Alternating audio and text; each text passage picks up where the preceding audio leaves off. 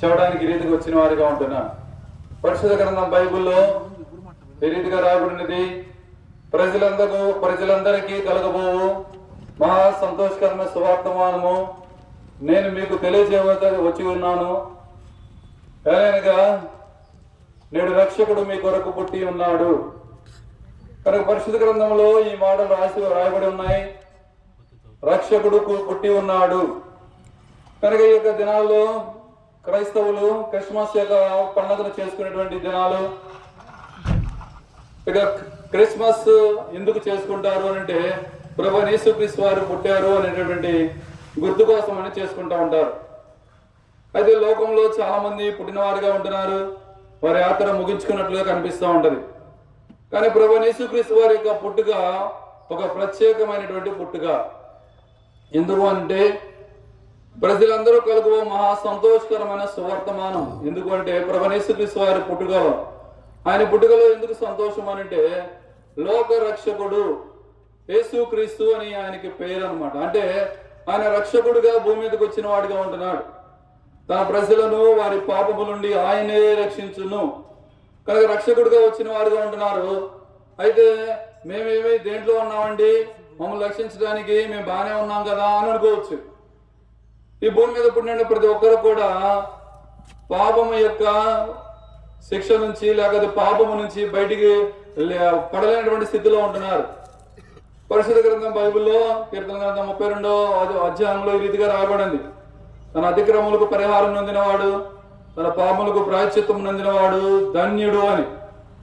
కనుక ఈ లోకంలో ఎవరు ధన్యులు అంటే పాపమునకు ప్రాయశ్చిత్తం పొందినవారు. కనుక పాపమునకు ప్రాయశ్చిత్తం కలగాలి అని అంటే దేని ద్వారా జరుగుతుందంటే ఎడ్ల యొక్కయు లేదా గొర్రెల యొక్క రక్తం ద్వారా జరగదు. కానీ పరిశుద్ధుడైన వ్యక్తి, నీతిమంతుడైన వ్యక్తి తన రక్తం ద్వారానే మాత్రమే పాపులకు రక్షణ దొరికేదిగా ఉంటది. కనుక ఈ లోకంలో పుట్టిన ప్రతి ఒక్కరు కూడా పాపముతోనే పుట్టిన వారుగా ఉంటున్నారు. అది పాపము నుంచి తీసివేయడానికే ప్రభువైన యేసుక్రీస్తు వారు రక్షకుడుగా భూమి మీదకి వచ్చిన వాడుగా ఉంటున్నాడు. ఆయన రక్షకుడు.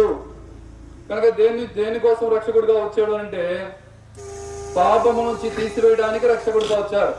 రక్షకుడు అంటే ఏదన్నా ప్రాణం అపాయం నుంచి కాపాడిన వారు, ప్రమాదం నుండి వారిని కాపాడిన వారిని రక్షకుడు అంటారు. కానీ సాధారణమైన ప్రమాదం నుంచి కాపాడడం, రక్షణ అనుగ్రహించడం ఒకటైతే, నిత్య రాజ్యంలోనికి, ఆ పరలోక రాజ్యంలోనికి, మోక్ష రాజ్యంలోనికి, ఆ వైకుంఠంలోనికి తీసుకెళ్ళడానికి వచ్చినటువంటి దేవుడు ఎవరంటే ప్రభువైన యేసుక్రీస్తు వారు. ఎందుకు ఆయన మాత్రమే తీసుకెళ్ళగలనంటే ఆయన పాపము లేకుండా 2025 సంవత్సరాల క్రితం ఈ భూమి మీద జన్మించిన వాడిగా ఉంటున్నాడు, జీవించిన వాడిగా ఉంటున్నాడు. కనుక నాలో పాపం అనేది మీలో ఎవడు స్థాపించగలని సవాలు విసిరినటువంటి దేవుడిగా ఉంటున్నాడు.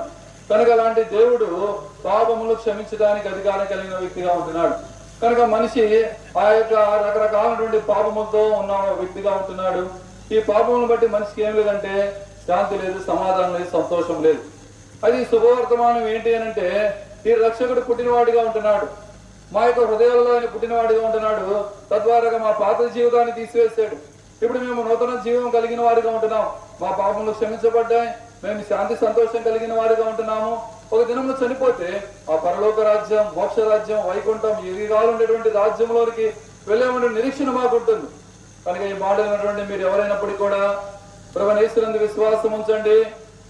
కనుక ప్రభువా నేను పాపని, నా పాపను క్షమించని చెప్పేసి మీ హృదయంలో చిన్న ప్రార్థన చేసుకుంటే ప్రభువైన యేసుక్రీస్తు వారు మీ పాపములు క్షమించి ఆ పరలోక రాజ్యంలోకి, నిత్య రాజ్యంలోకి, మోక్ష రాజ్యంలోకి, వైకుంఠంలోకి మిమ్మల్ని తీసుకెళ్లేవాడిగా ఉంటున్నాడు.